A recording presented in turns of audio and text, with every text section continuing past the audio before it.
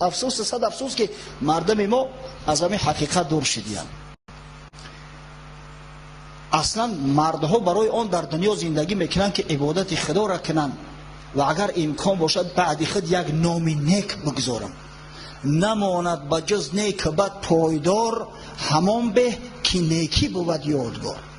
تصور کنه که یک شخص جوانمرد از دنیا بگذره، جوانمرد بد، با سخاوت بد، حق همسایه، خیش تبار، یار و رفیقا، شناس ناشناس، میگن خدا رحمتش کنه که بسیار جوانمرد بد، با سخاوت بد، دست به خیر بد، نامش هم خیلی میمونه.